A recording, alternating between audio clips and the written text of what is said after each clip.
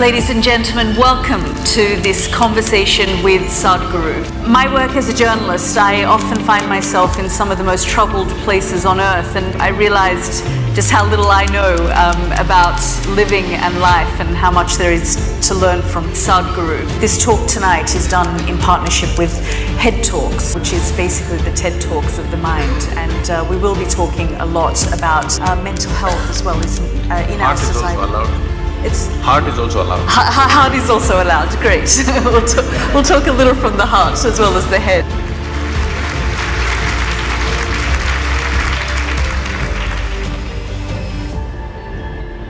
Seldom do we see this number of people turn out to one of these events queuing for hours beforehand.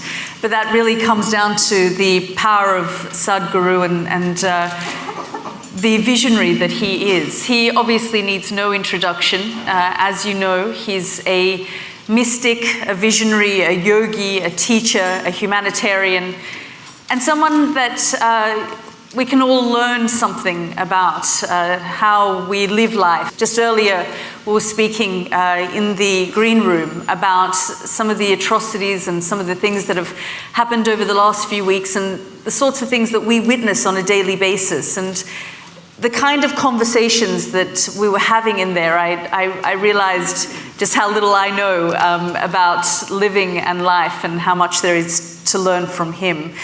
So I hope that you find tonight, in a way, something that you can take away from his words of wisdom. So I'll pass it on to Sadhguru.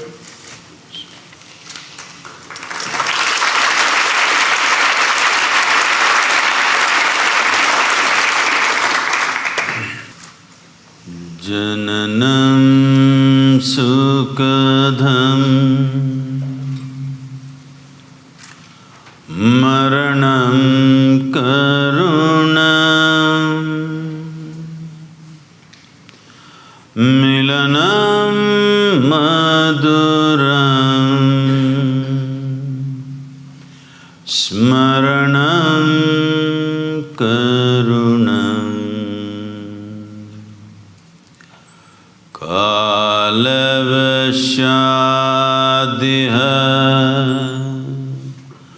Sakalam Karunam Samayadipate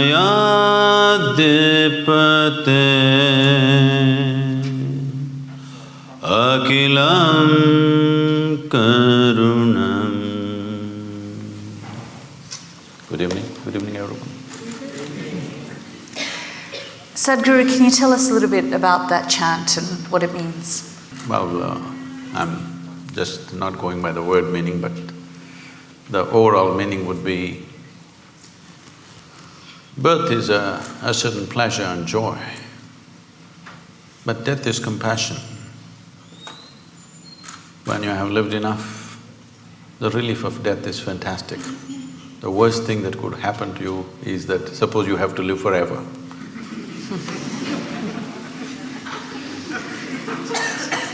And what we are calling as birth and death is just a certain amount of time and a certain amount of energy in play. Time-wise, no matter who you are, what you are, for all of us, time is rolling away at the same pace. There's nothing you can do about it. You can't hold back a day. You can't hold back a minute. But our life energies are in our hands. If we take charge of this, then in a certain way, we have mastery over time. If your experience of life, by taking charge of your energies, you make it very intense, then how you live, if you live here for a year, it may feel like you live here for 100 years because of the sheer intensity of your existence. And also in terms of activity, if you organize your energies well, what somebody may do in 10 years, you may do it in 1 year. So in terms of impact, if you live 100 years, you live 1,000 years. So essentially, we're talking about organizing that we can organize and coming to terms with that which we cannot organize. This is where the equilibrium of life is. You just said the worst thing that can happen is if you live forever. But what if that death is then imposed on you? So I go back to what happened on Easter Sunday in Sri Lanka and the attacks on various churches across Colombo, where 310 people were killed. I mean, what goes through your mind when you see this, I mean, some would say level of evil inflicted on man by man?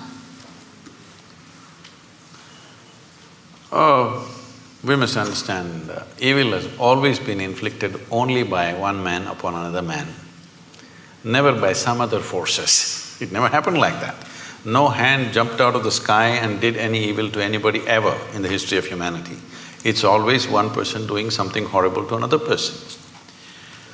This could be done for economic reasons, this could be done because of egoistic reasons, this could be done because of wealth, property, so many things. But if we have a fight for something, let's say we are fighting for this flower vase, you and me. At some point if we fight enough, either some wisdom will arise in you or me and say, okay, you keep it, but I don't want this nonsense going on forever. It'll come somewhere. But when people believe that they're fighting for their gods, there is no compromise. This is what we need to understand. You cannot compromise when you're fighting for your god. If it's property, I'll give it away. But I'm fighting for something about which there is no question of compromise. So we need to understand this. It's not when events happen like this, terrible events like this happen, everybody for a few days they will feel all this and then they'll go about their normal business. We must understand the moment you believe something and I believe something else, it's just a question of time when we are going to kill each other. Maybe we will, or maybe our children will, or maybe their children will, but it's bound to happen. When you believe something, when you believe means just this, what you do not know you assume and you concretize this assumption in your minds and you gather numbers. If these 1,000 people here all believe one thing, and when we step out on the street, if they all believe something else, inevitably there's going to be a clash. It's just a question of time. How do we deal with this though? So, you have set up the menu, but you're surprised when it gets served on your table. Why are you surprised? It is bound to happen. It's bound to happen. All this talk about just adjusting and, creating little bit of peace here and there is not a solution. One fundamental thing that we should do in the next 25 years, if we are really concerned about the future of the world, because the day of the sword is over. Now it is a day of a deadly button which can do things that you can't imagine ever. Those kind of things it can do. Well, these deadly buttons are being spoken about on a regular basis these days in various places. So when this kind of capability is there, it's important in the next 25 years, we have to establish in the world, your religion is your personal pursuit, do whatever the hell you want. But it cannot be a national or global agenda. This must be set 100%. If we don't do this, we are not looking at just a few churches exploding or somebody shooting in the mosque or something else. You could have nations exploding into bits. A large part of humanity can go into bits because that's the kind of empowerment we have in terms of technology. It's not like you'll take your sword and kill 100 people. You're going to just take away millions at a time. So when this kind of empowerment is there, these kind of rudimentary beliefs, when I say rudimentary belief, I'm just saying, you believe something that you don't know. Let's understand the word belief first of all. I'll ask you a simple question, is it okay? Am I too abrasive for you? You said it's head talk. Suppose I ask you right now, how many of you believe you have two hands? Please raise one hand. Do you believe you have two hands or do you know you have two hands? No. If I start an argument with you that you don't have two hands, and if my argument becomes too powerful, one slap in the face, and you know you got hands. So with hands you know. There are so many things you believe. What does it mean? It simply means things that you do not know. You are not sincere enough to admit what I do not know as what I do not know. Because you've not understood the immensity of I do not know. Only when you see I do not know, the longing to know, the seeking to know, and the possibility of knowing becomes a living reality. Otherwise, everything I do not know, I just assume. What is the point of that? The moment you assume and you gather 1,000 people who assume the same things, and I assume something and I gather 10,000 people who assume the same thing, clash is inevitable, believe me. But it's easier said than done to say, well, in the next 25 years we need to get out of this mindset. Well, never before this was possible. Today we are sitting here just talking to 1,000 people, but you know that today we have means, what we speak here, we can make it reach the entire humanity. This was never ever possible. Many fantastic human beings have come, but what they could do was minimal, because when they spoke, hardly 10 people heard. Today you can sit here and speak to the entire world. When you have this capability, how come you say you cannot transform the world? We can. It is just that, are we committed to making it happen? I was just talking to somebody who is some kind of an expert on the internet. That's when I started going on YouTube and everything. This is about 12 years ago. I was talking to someone in United States who is some kind of an expert on the internet affairs. So I've never gone browsing or anything, I'm just busy with what I'm doing. So I just asked, what are people looking for hours on end they're on this net? So he very casually says, Sadhguru, about 70% is pornography. I said, what? He says, yes. I didn't want to believe him. I said, this is not possible. It can't be 70%. Maybe some people are looking up something. But then I check with a few other people, everybody says 70% of data is pornography. And they tell me, every year some 1.2 million children below 15 years of age are being sold on internet. What's wrong with us? I'm saying, when such a tremendous tool of technology comes to us, we want to sell our children? Is this how we use it? We want to change this. That's why I'm loud in the last 10 years, out on the internet. Do you think, though, that technology is a good thing or a bad thing? Technology is neither. The beautiful thing about technology is, if you learn to use it, it works for you. But who you are will decide how you use it, isn't it? But how do you So what we need to fix right now in the world is, who are we? This is what we need to fix. We've all become many things which we are not. Essentially, we are born as life on this planet. Rest of the things are taught to us, isn't it? Stop teaching all this stuff which makes us something other than human beings. I mean, you can say this as Sadhguru, but how do you deal with a 15-year-old who spends 6-7 hours of their day on a phone, which then impacts their mental health, their state of mind? See, being on the phone need not necessarily impact the mental health. But what is on the phone? That's a question, isn't it? Right now, at least in India, whatever they may be looking for pornography, but Sadhguru pops up.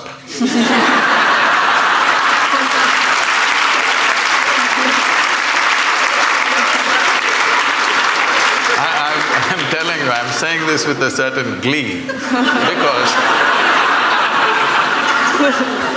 you know, I'm just walking in Bangalore city. Some 12, 13-year-old boys, a bunch of them, they say, hey, Sadhguru, Sadhguru, and they come running. I said, hey, you idiots, how do you know who I am? They said, no, we watch your videos, Sadhguru. I said, what? Your mothers must be forcing you to watch my videos? They said, no, in our class, all of us are watching your videos. I really inquired, and I find in every school that I go to, at least 20 to 30% of the children are watching our videos. I'm telling you, when I was 15, nobody could ever get me to watch a goddamn spiritual video. All right? No way. But today, children are watching. So, this is a new and a fantastic development. So, phone is not the problem. What is the content you're putting on it and who is putting on it? Children are putting? No, adults are putting. Everything has become commerce. So, children are playing video games. Whatever, some… in India, some PUBG, what is it? Huh?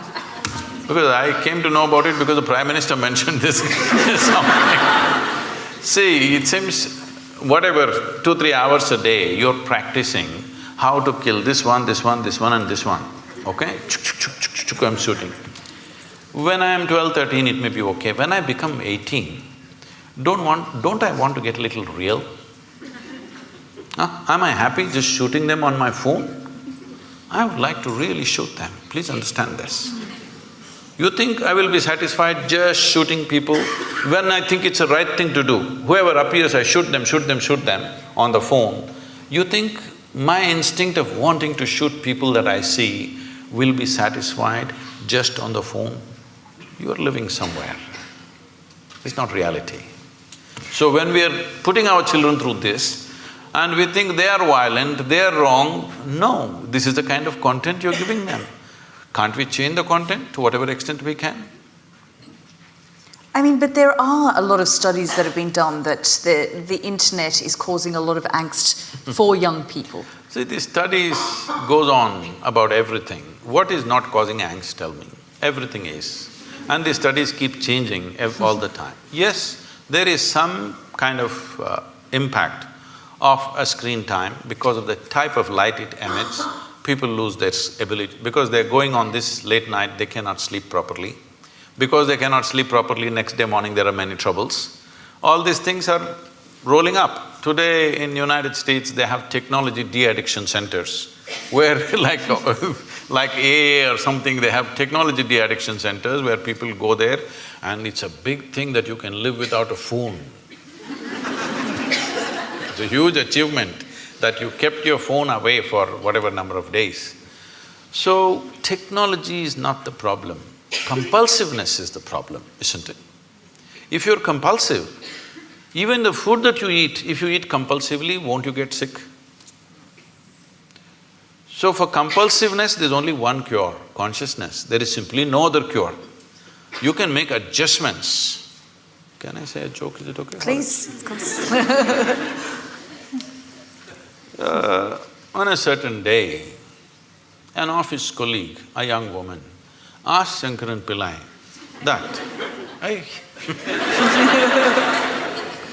that if she could get a lift in his car.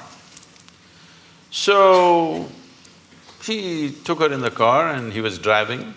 When it got a little lonely part of the road, he pulled the car aside and he suddenly became like an octopus. That is, his limbs were all over her. She pushed him away and said, "You fool, what are you trying to do? I thought you were a decent fellow and I came with you." He said, "I'm sorry, I quit smoking."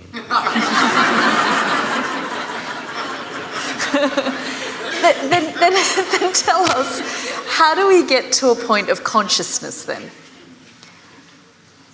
How do we not take our impulse from smoking to something else?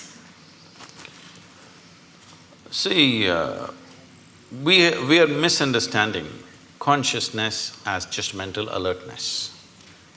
Mental alertness will help you to survive better. Consciousness is not about that. See, you know that you exist right now only because you're conscious, isn't it? You are conscious right now. That's why you know that you're here. Suppose you fell asleep. You don't know that you exist, isn't it? You don't know the world exists, nor do you know that you exist, simply because you're somewhat unconscious. Does it mean to say you're completely unconscious? No, you're still conscious when you're sleeping, but not conscious enough to notice the presence of many things. So consciousness is not whether it is present or absent, it is always there.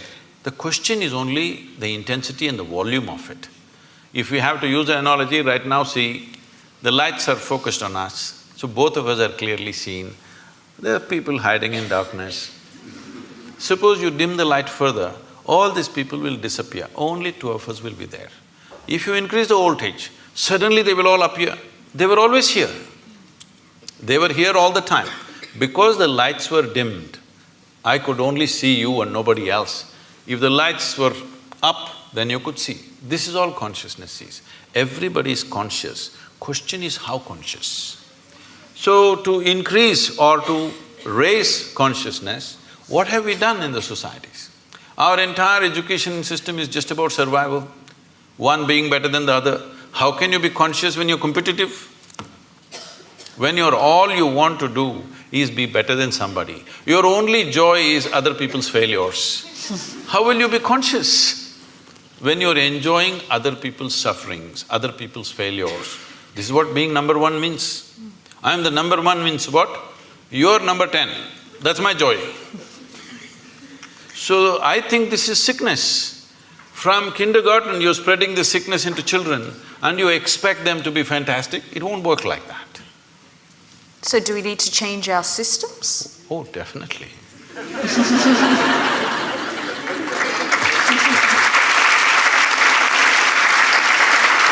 See, right now, it is anyway going to change in the next 5 to 10 years, not because people are going to become conscious, simply because of artificial intelligence. For a long time, I always wondered, even when I went to the school, an idiotic person who's read a book a few years ahead of me suddenly is acting like they're something superior. Just you read a book few years ahead of me, and how come you're so superior? I don't understand this. If you're a scholar, you read a few books. If you're a religious person, you read just one book and somehow you're superior. How come just by reading one book ahead of me, you become a superior life? All this is going to be demolished in the next 5–10 years' time. My phone will be able to do 10 PhDs a day. It has enough memory to do that. So all scholars, religious people, people who just keep on vomiting their stuff that they've read elsewhere, this will be nothing. This will be nothing. So, see, there was a time, I remember this very well, in Mumbai port, when the first gantry was installed to load and unload the ships, about 35–40 years ago maybe, all the labor protested, they went on strikes. Then I was in I'm interested in this thing, so I was visiting some ports recently. I was inquiring what was the size of the vessels then, what is the size of the vessel now, how much time does it take to load, unload. At that time, the biggest vessels were about 30,000 tons or 35,000 tons, in that range. Today, most of the vessels are over 100,000 tons, some of them are 250,000 tons. But at that time, they were taking 26 to 28 days to unload one ship. Today, they unload a ship in less than 24 hours and they're unloading 12–15 ships at the same time. That is, in one day, 12–15 ships are unloaded. Why? Because from man's muscle, we move to machine. Right now, all the professors, scholars, all of them are crying, what will happen to our jobs? It's the same situation. What you could do with your intellect, a machine is coming which can do better.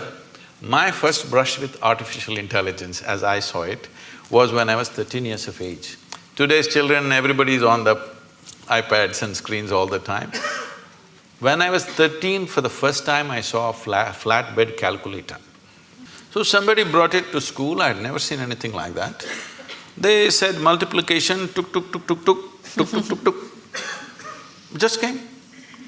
Immediately I felt offended because if it can be done like this, why the hell are they torturing me in the arithmetic class?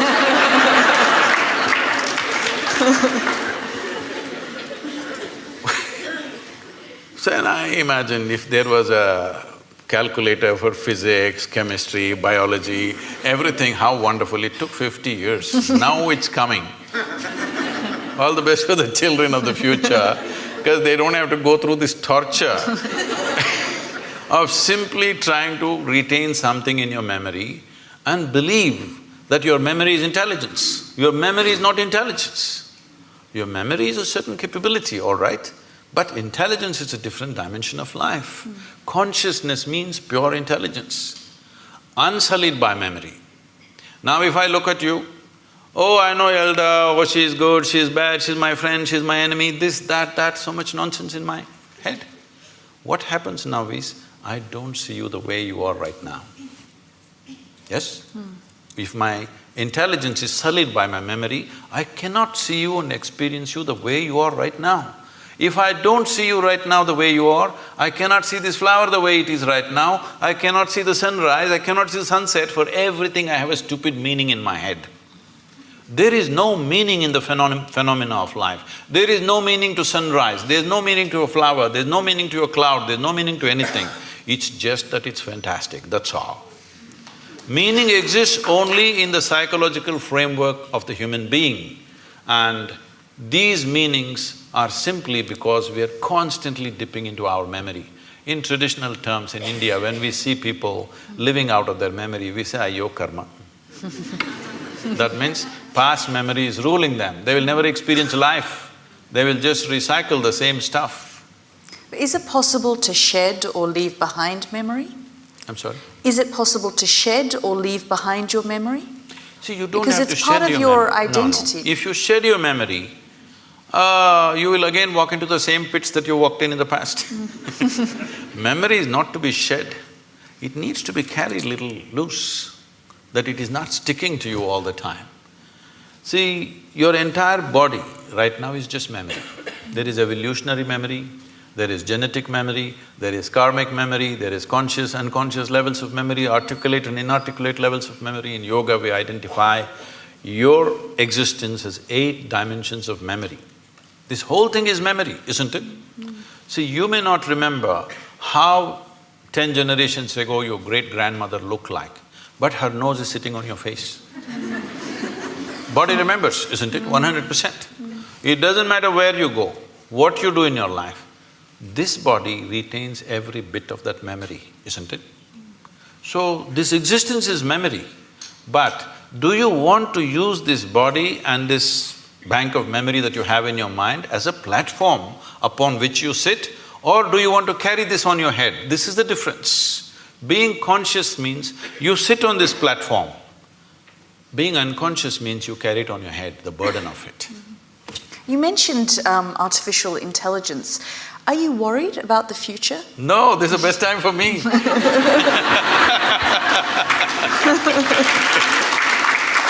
See, if, let us say, right now, you have read 10,000 things and you remember all that. I have not read anything.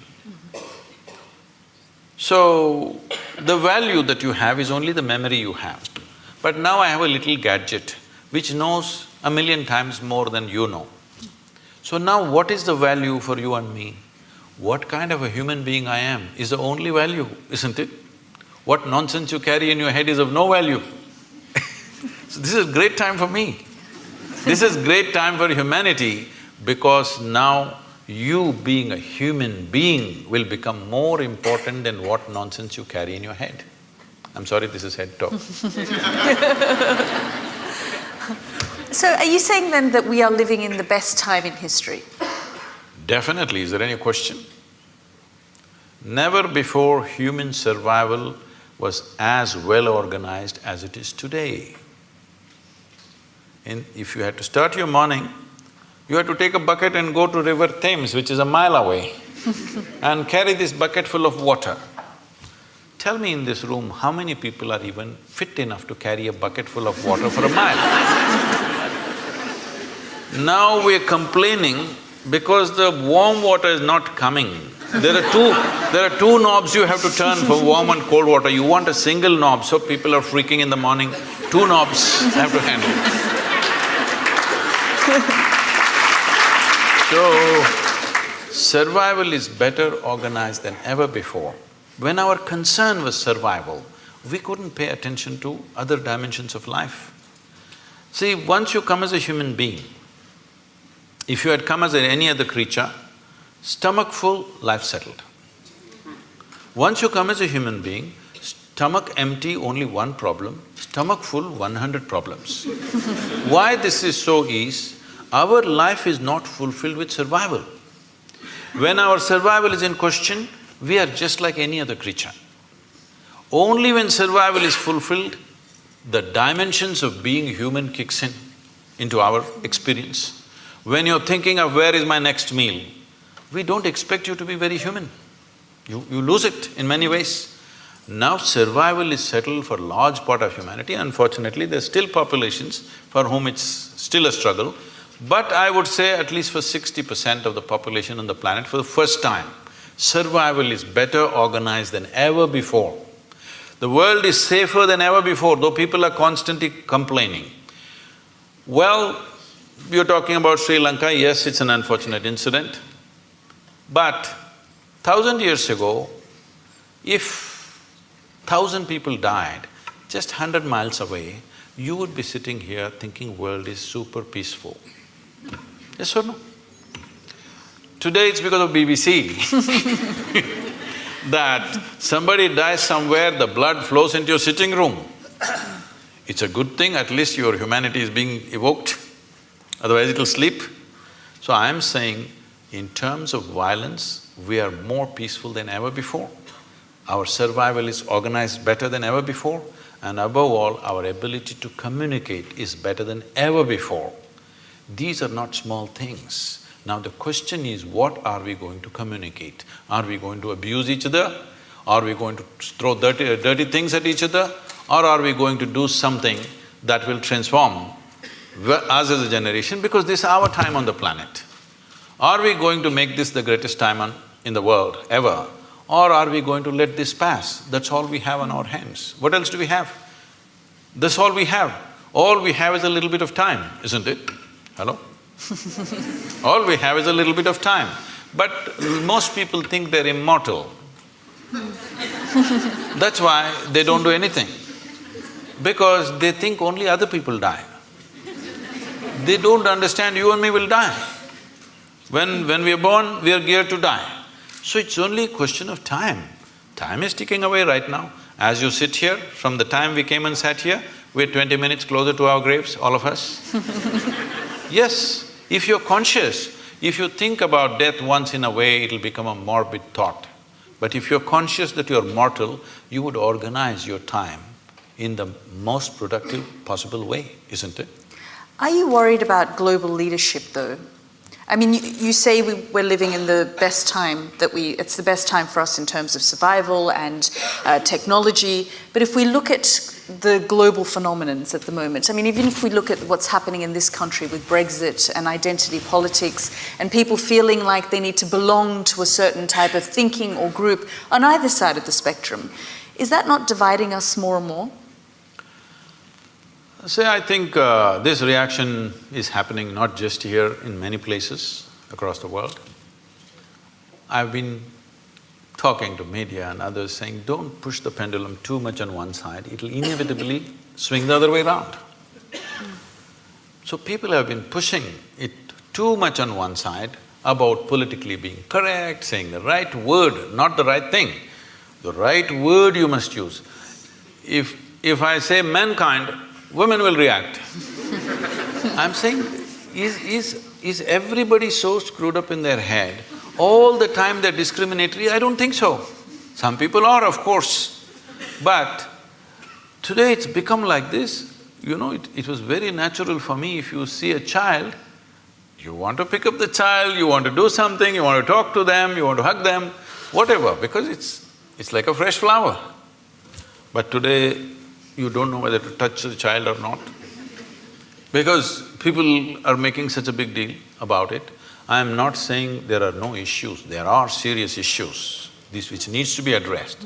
But at the same time, when we push it to a paranoia level, instead of taking necessary steps, we make it a paranoia among people, then the other swing is inevitably going to come. Now somebody is saying, don't worry about all this ecological nonsense, nothing is going to happen, everything is fine, let's do everything as it is because this is all rubbish, because you pushed it too much. This is very important to understand, people who are concerned in this world. If you are a concerned human being, it's very important, whatever you think is right, you must not push it too much. If you push it too much, the reverse pendulum will anyway happen, you're seeing that right now. Talking about Brexit, Is it okay? Because I think you already made up your mind, so… See, could you sell this idea to anybody in 1945? 1945, could you sell this idea that Germans, French, Italians, Spanish, English all come together as a union? Could you even think, I'm asking, after World War II?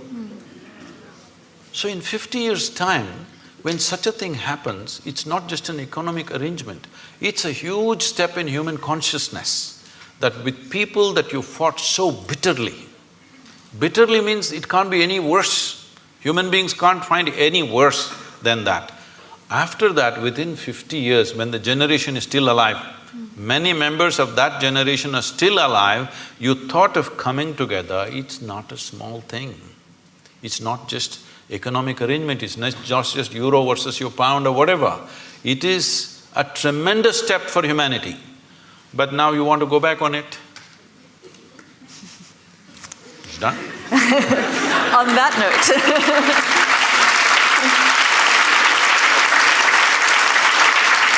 On that note, I just want to open up to the audience and give you a chance to ask some questions from Sadhguru. Just stand up, introduce yourself, and we'll start here on the front row. I'm Meenakshi and I work in technology, Sadhguru. So thrilled and privileged to be here, feeling blessed. Thank you. My question is that in Kali Yuga, is it possible to take the Advaitic meditative route to try and get in touch with your consciousness without a guru and the guru mantra? Or should one pursue Namasmaran and Bhakti Marg as the way one tries everything but is flapping in the wind?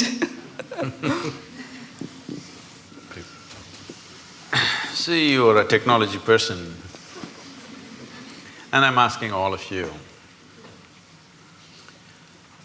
Well, each one of you may have your own religious beliefs or whatever, but please look at it sincerely.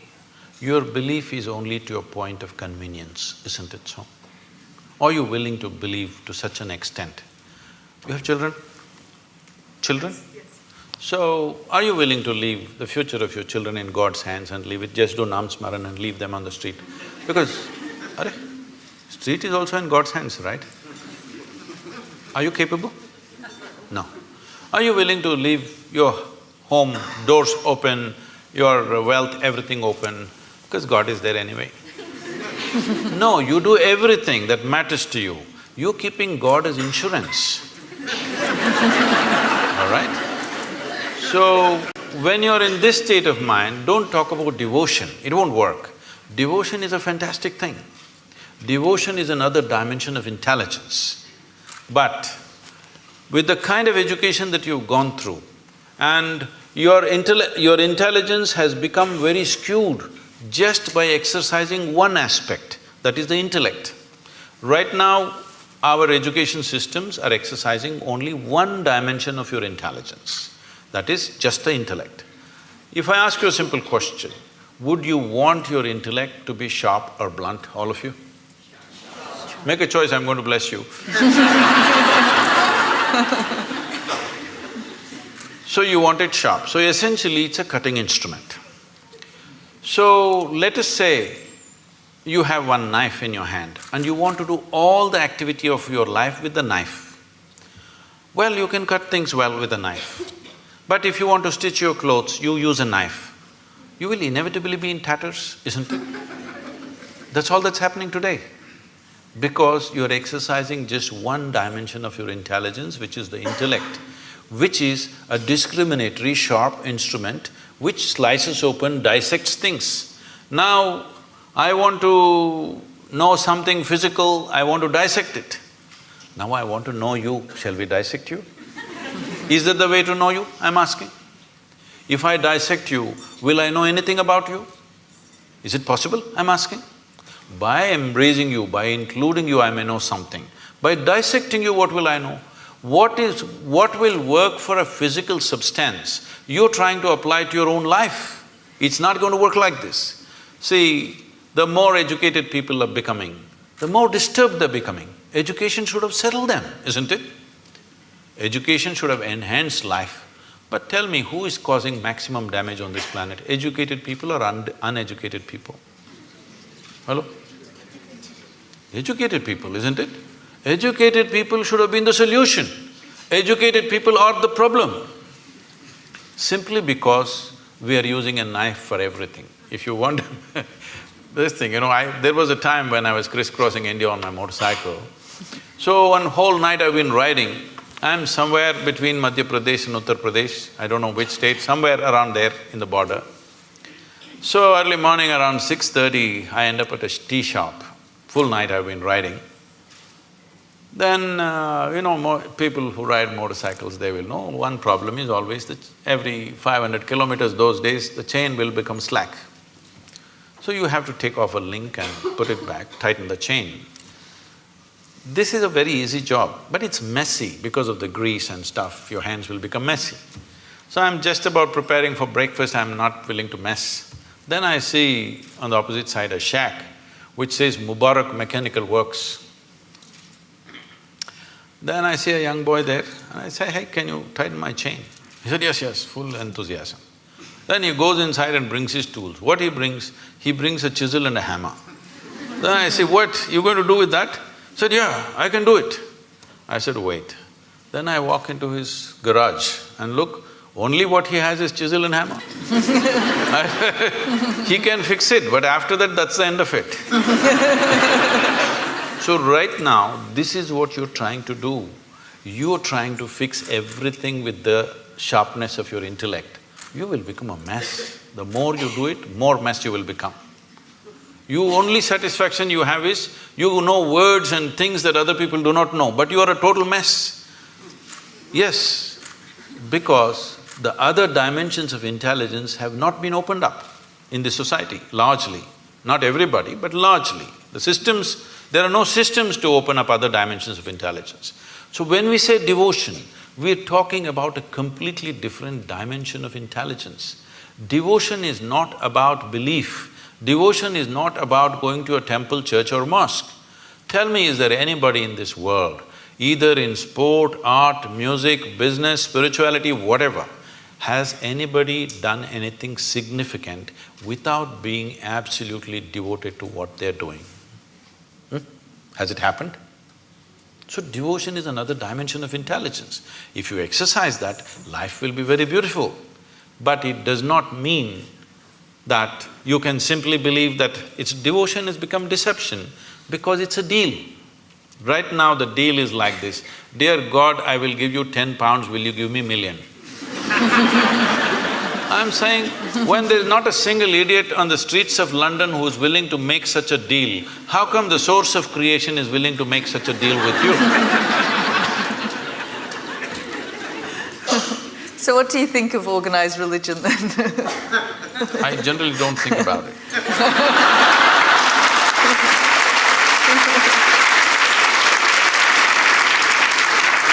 It is not that it has no use.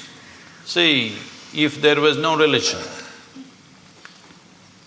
a lot more people would have lost their mental balance. It is a very inexpensive way of psychiatry. No, I'm saying, see, I want you to understand, the line between sanity and insanity is so thin. Don't think there are insane people and sane people. Every one of you are crossing the line here and there. Some people are not able to come back, that's all the difference is. Yes or no? Well, aren't you saying with somebody, "I'm mad at you"? So you are not mad at anybody, you're just mad, that's all. You are able to go mad for some time and come back, so you think you're normal. Somebody went there and could not come back, it became a terrible problem, all right? So, do not assume sanity is some kind of sanity is some kind of an established status for you. No, today you may be perfect, tomorrow morning you may be gone. Do you understand? It's very much possible. Like today you're healthy, tomorrow morning you may be talking about terminal illness, it's possible for any of us. So the same thing is possible with mental illnesses also. It is not to be taken lightly. But I'm talking about not exercising different dimensions of intelligence in a human being. Making an education system which is all like a factory extruder, everybody has to come of the same shape and form. This is causing enormous distress in human societies. Yes. It's very nice to be with you, Sadhguru. I wanted to know about Adiyogi because I've learned and I studied some yoga for years and I never heard about Adiyogi except from you. Oh, you thought Madonna invented yoga, is it?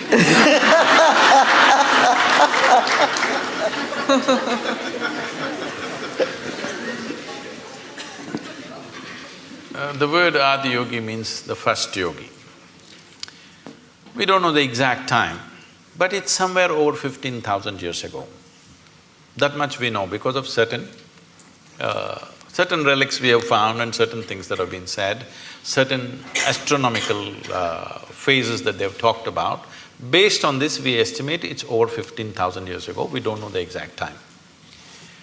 So the significance of Adiyogi is this: for the first time, for the human beings, he said, if you are willing to strive, you can cross all the limitations that nature has set up for you. Only thing is if you're willing to strive. And above all, the most important thing of this is, he's the first one. I don't want to take the credit away from the English people. Charles Darwin spoke about evolution about 150 years ago. You had a 200th birth anniversary recently. So, Adiyogi spoke of evolutionary process over 15,000 years ago. He spoke in a different language. When they asked how life happened, what is its beginning, what is its end, when his disciples asked him, he said, the first form of life was fish. Second form of life, he said, is a turtle, of amphibious life. That means life is moving out of water, finding its way on the land. You Indian people know about the 9 avatars. The next one is an animal, usually it's called a wild boar because wild boar is supposed to be the most physical creature among the mammals. So he says, it's a wild boar. Next one is half man, half animal. Next one is a dwarfed man. Next one is a full-fledged man but emotionally volatile man. Next one is a peaceful man. Next one is a loving man. Next one is a meditative man. The next one, which is yet to come, is supposed to be a mystical man. That could be you. Because if you pull out a small thing in your hand and start speaking to somebody in India or America, you're quite mystical. If you only… Yes. I'm saying, if only you had a phone 100 years ago, you could claim you're God and people would have believed it. Yes or no? So, he's not talking about individual people, he's talking about different stages of evolution.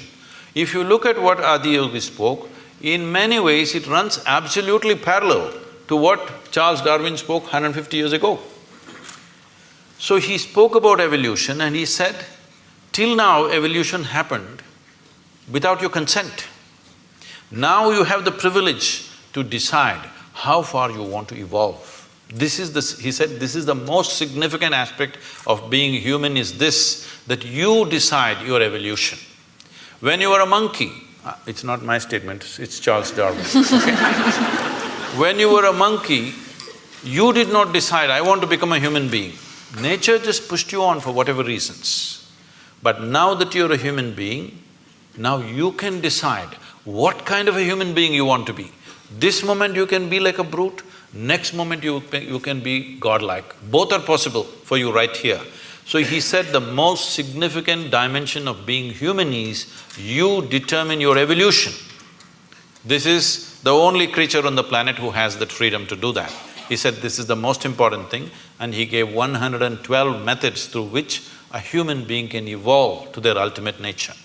So that's why Adiyogi. Namaskaram, Sadhguru. I would like to know about science of consecration, and if I'm worthy of knowing it, how do I go about it? Oh.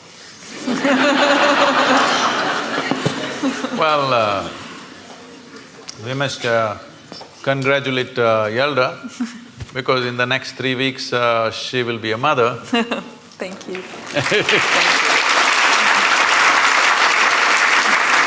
This is terrible gender discrimination because only women are ever allowed this privilege.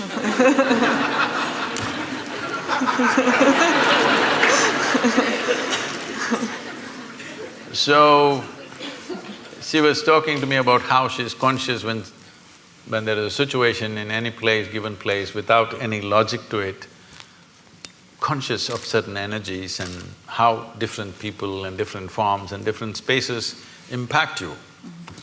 So the science of consecration is just this. The best material to consecrate is a human being. Because of all the physical forms on this planet, this is the most evolved physical form. The easiest thing to consecrate is a human being. But the problem with the human being is, every few minutes they'll make a U-turn. You can consecrate them right now, by tomorrow morning we don't know. So first of all, to get them committed to stay with whatever is given to them is a big issue, especially in today's world. Because of that, we consecrate other forms. We always want to choose a form or a substance, first of all, which is of the highest density possible, because physical form, its strength and its integrity depends upon its density. So we normally solidify mercury to do this. This is called as Rasavaidya, which means it is the technology of solidifying mercury. People think it's a miracle. No, it's not a miracle. We use mercury as a process of consecration. The idea is it will change the very energy in which you are. Well, today our modern science is still busy studying physical things. Everything physical about you has been gathered from outside, isn't it so? Hello? What you call as my body is just a piece of this planet. You slowly gather it by the food that you eat. So if everything physical about you is just something else, not you, what you gathered cannot be you. What is you? Definitely there is a dimension beyond physicality. If you ignore that, there's simply no life. But right now, still the logic, the human logic which thinks it is scientific is still at this level of logic that except what I can measure on the instrument does not exist. So actually all of you do not exist because you cannot be measured. This happened to me. I don't subject myself to these indignities anymore. Way back, because of some obligation, I was in some institute, they said, we want to measure your gamma waves. I didn't know I had gamma waves. They said, no, there are gamma waves in your brain, we will measure it. So they put 14 electrodes into my body and they said, meditate. I said, I don't know how to meditate. They said, you teach everybody meditation. Yes, I do, because they don't know how to sit still. If you want, I will sit still. But this is the whole problem. Their problem is they want what kind of meditation? They want a name and the process and they want to measure the result. So I am not going to give them that pleasure. I said, if you want, I'll sit still. So I simply sat. After about 20 minutes, with some metallic object, they're hitting that funny place in your elbow, where it hurts most. Then I thought it's part of their experiment and I sat there. Then they're hitting my ankle, my knee. It became quite consistent and painful. Then I opened my eyes and said, am I doing something wrong? Why am I being beaten? They said, no, according to our instruments, you are dead. I said, this is a great diagnosis you have. But then they thought through and they said, no, it looks like your brain is dead. I said, I will stay with the first opinion. I am dead like this is okay with me. Brain dead if you give me a certificate. That's not going to be good. Why I am saying this is, the essential life that you are You think you are going to measure it in some instrument? Only physical processes will measure, isn't it? And you know, everything physical about you is from outside, it's not yours. It's not yours, it's just a piece of the planet. So, you can't be measured, so you don't exist. What a great conclusion are you making? So what is consecration? Is a dimension of energy which is not physical in nature, but it's life, concentrated life, let's say. Consecration is a way of creating a very concentrated life process. If you walk in, it's like that. So, in certain cultures, particularly in India, every street we consecrated at one time. But people slowly misunderstood, thinking these are temples for worship, whatever, it all went into all kinds of things. But still there are fantastic spaces of consecration in that culture, you must come and experience this. These days they're measuring some bio stuff and all, they're saying some fantastic things happening, I don't know what their meters are. But I know this, Yalda is saying she knows this, if you walk into a space, you know how alive or dead that space is. So is it measurable by something? No. Only life knows life. When life meets life, it knows. When life meets death, it knows. Is there some instrument to measure this? No, because all your instruments can only measure physical processes. So consecration is that concentrated life process. No human being should live in unconsecrated spaces. If you care for humanity, especially children below 14 years of age, believe me, if you make sure they spend a certain amount of time in consecrated spaces, you will not have any of this nonsense about adolescence problems. See, right now, toddler… if you're an infant, diaper problems, toddler means he's running away problems, adolescent means some other problem, middle age means crisis, old age means horrible. When are you going to live, I'm asking? You're looking at life process as a problem. It's not a problem. You are making it a problem because you're trying to fit life into your intellect. No, your intellect fits into this life perfectly well. If you try to fit this life into this intellect, it's not going to work. So consecration is a dimension and a science and a technology with which you concentrate life in such a way, if you walk in, your whole energy system bursts forth. You will see we have created spaces like this. If people just walk in, sheer intensity, simply tears start flowing. They don't know why. Simply the intensity of the place, simply tears start coming. You must every day, your cheeks should be washed with tears of love, joy and ecstasy. If this doesn't happen, you're not living yet.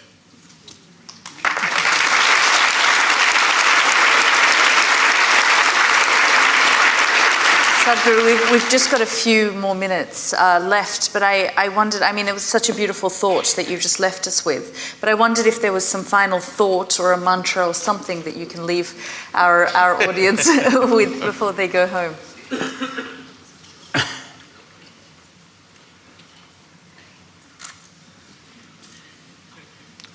See, this is what I would like to change. To learn ABC, just 26 alphabets in English language. If you come to Tamil language, 212 alphabets, at least it's complicated. Only 26 alphabets. Tell me, how many years did you spend just learning the alphabet and learning to use it? Your basic education till high school, this is all you're doing, learning to use the language and using the language so that you can understand whatever comes your way, this is all. At least 12 years. 12 years you spent, one solar cycle that's called in yoga. One solar cycle you spent just to learn a language, to communicate with people. But to transform your life, you want a 2-minute mantra.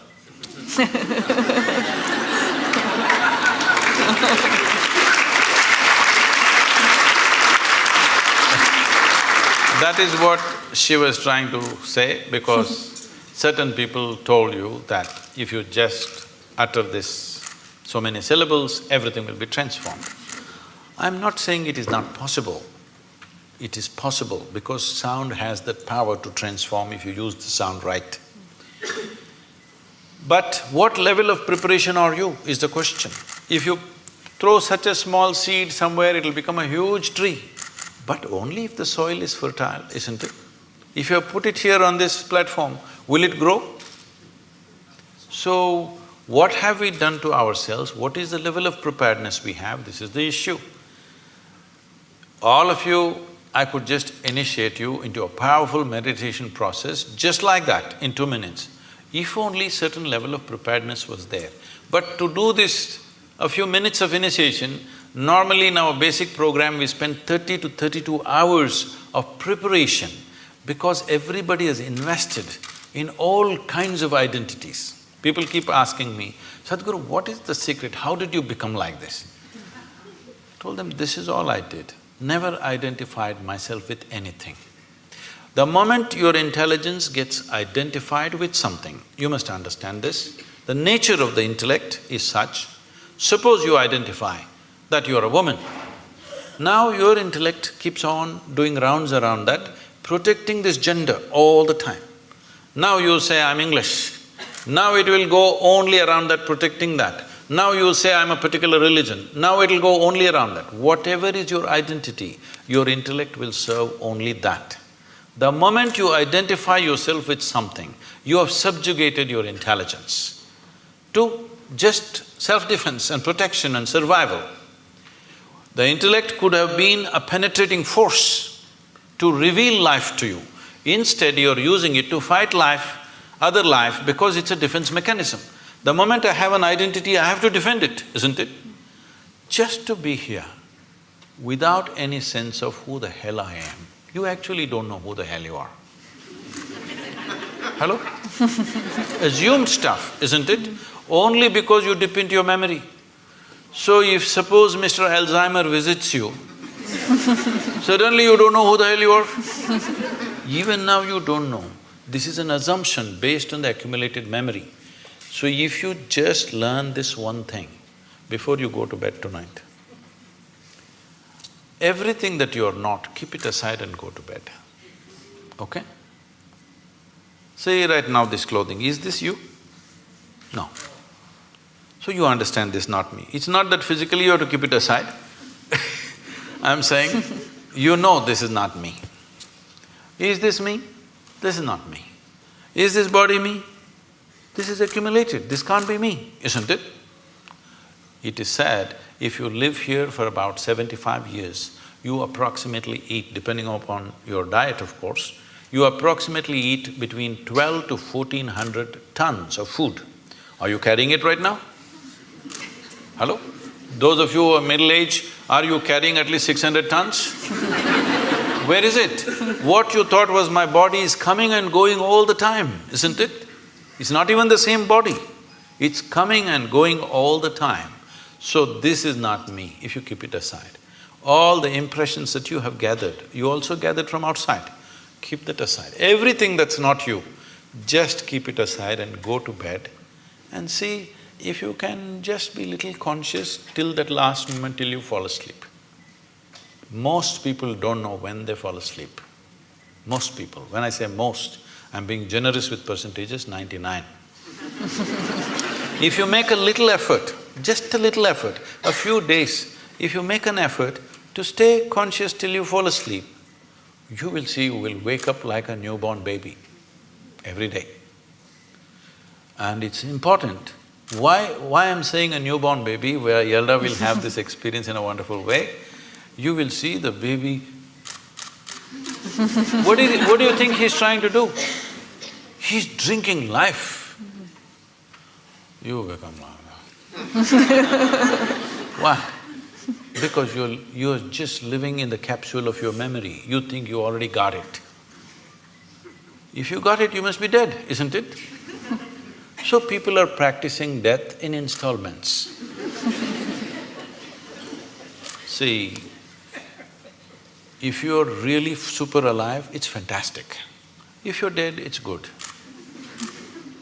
But if I want to torture you, what will I do? I will not kill you. I will make you half alive. That's torture, isn't it? This is what is self-inflicted for most human beings right now. They're keeping themselves half alive and they're wondering why life is such a torture. I just asked a simple question about a year and a half ago when I was in London. I was speaking to a very prominent group of people. I asked, how many people in London city can sit in the evening peacefully, even without a glass of wine. They clearly said less than 1%. So, to be healthful, you need a chemical. Today, 70% of the people are on prescription medication of some sort. To be peaceful, you need chemicals. To be joyful, you need chemicals. To be ecstatic, of course you have ecstasy. I'm saying for everything, if you need chemicals from outside, this is not a moral issue for me. The concern is this: if 90% of the population is doing chemicals to be healthful, joyful, peaceful, everything, the next generation that you produce will be less than you. This is a crime against humanity. Next generation should be at least one step ahead of us. But if you produce a generation which is behind you, you're seeing this, you're beginning to see this everywhere. If you produce a generation which is less than you have committed a serious crime against humanity. This will happen in a big way if we don't go off chemicals, both prescribed and otherwise.